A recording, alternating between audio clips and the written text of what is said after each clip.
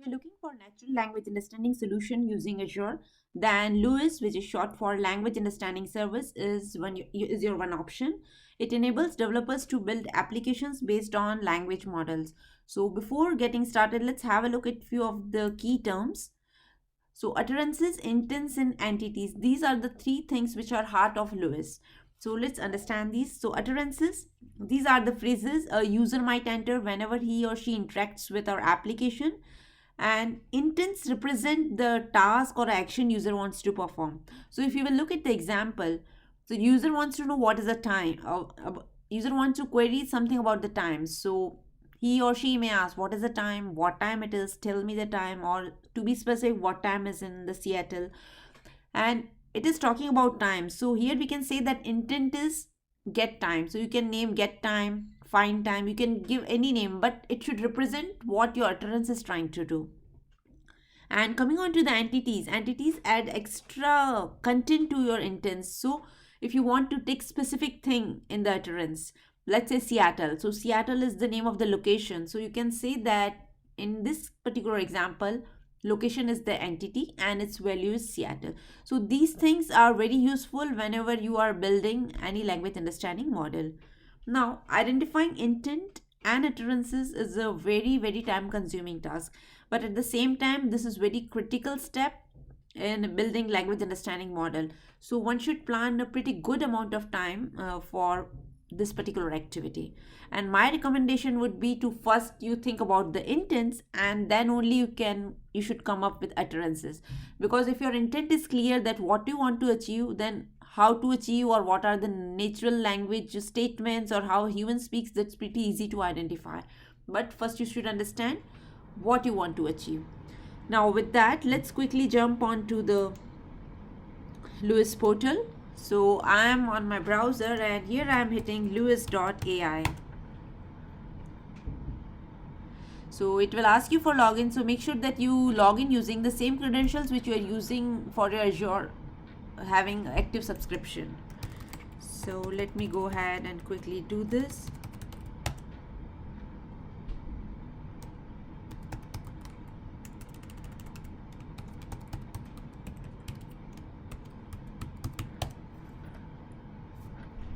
Okay.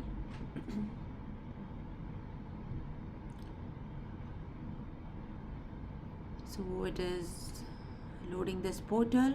Okay, this would be the very first screen you will see, and here it will list down that what is your current Azure directory and its ID and the name of your directory. So that's the reason I said that you should use your same login credentials which you are using for Azure. And here it will list down all this active subscription you have, so you need to select one, and then you need to go ahead and create the authoring resource. So authoring resource is the one which will allow you to publish your model, which will allow you to predict answers or responses from your model. Okay, click on that button, and here you need to furnish all the required details. It is asking would you like to create a new resource. So either you can choose the one which you have, otherwise you can definitely go ahead and create a new authoring resource. So I will provide all these values, and let's name it contact resource, and the location which is very close to you. So I'm giving West US, and here we need to select the resource group. So this is the same resource group which I have already created in my Azure portal.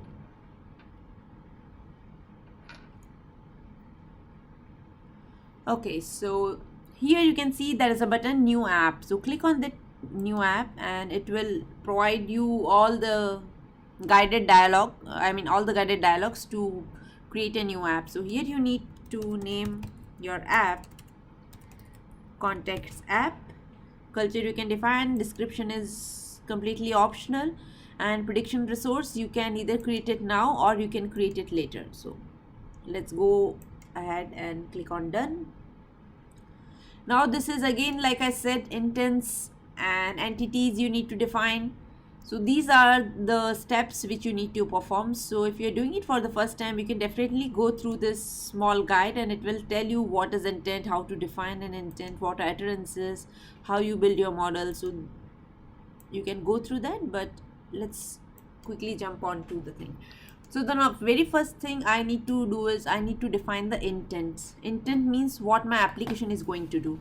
So I will click on create, and before that, if you want to use pre-built, you can click on this button and it will list down some pre-built models which you can use it. But let's go ahead and create a completely fresh new app from the scratch.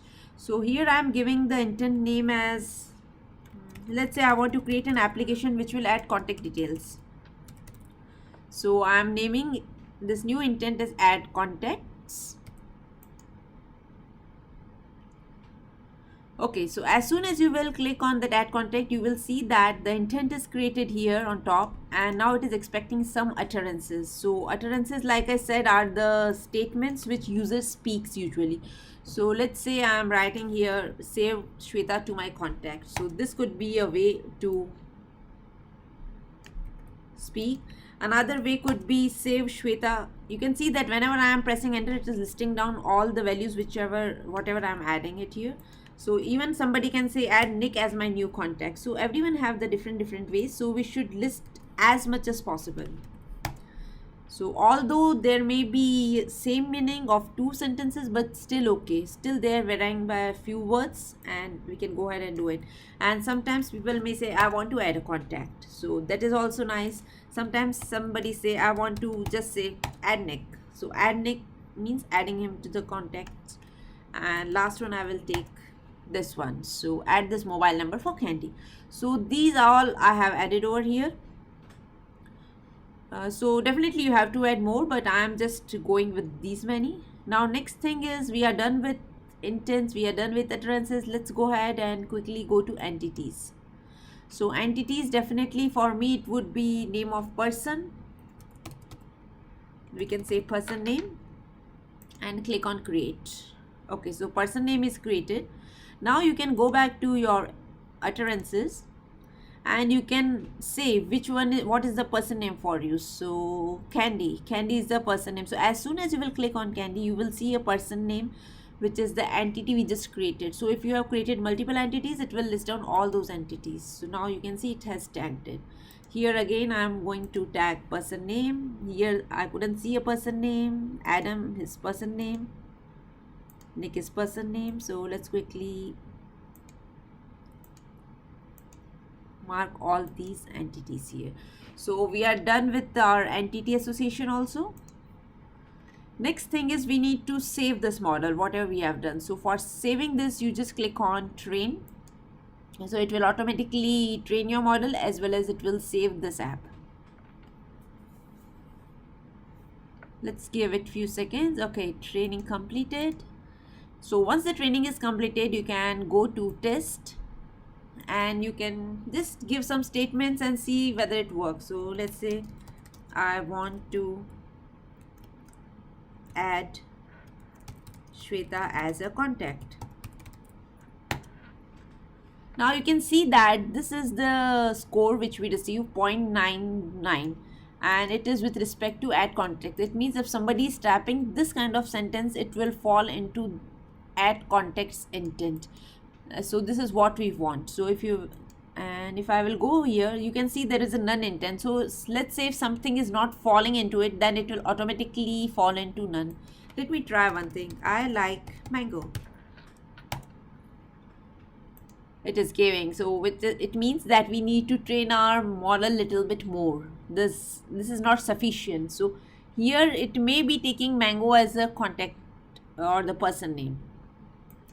Okay, let me try some more sentence. Let's say create contact. And here you can see that again it is showing score as 0.9, which is pretty good. So this is the way you can test your model. Now once the model is tested, you need to go ahead and publish it. So you can click on publish and you can go with production slot or staging slot, whatever you want, and just click on done. So doing this will publish the model for you. And another important thing I want to show is click on this manage. So if you will click on this manage, you will see that there are certain IDs. Let's say app ID here, and here you can see it's Azure resources. So under Azure resources, there is the authoring resource which we just created. Similarly, you have to go ahead and create prediction resource, because both of these resources have different purposes. So here you can see the detail of this. So whenever you want to train the model or you are working on the initial phases, then you should use the authoring resource. But when you are using some client application to consume your model, then in that case we need prediction resource to be created. So prediction resource, you can click on this, provide all these required values. You can click on resource group, and here I can say contact prediction resource. And location I've selected West US, and here you need to select the pricing tier. Click on done. So as soon as, okay, it is saying that only one free account is allowed, so I have to go with S0 in this case. And you can see that now prediction resource is also created. So whenever you want to use this model outside this LUIS, then these are the key values or the properties, I would say, which you may need. So endpoint you may need, the primary key you may need this app ID, which you can find in settings. So these are the key things which you need to keep it handy, and that's how we can create a model in using LUIS. So I hope you enjoyed this video, and thanks for watching.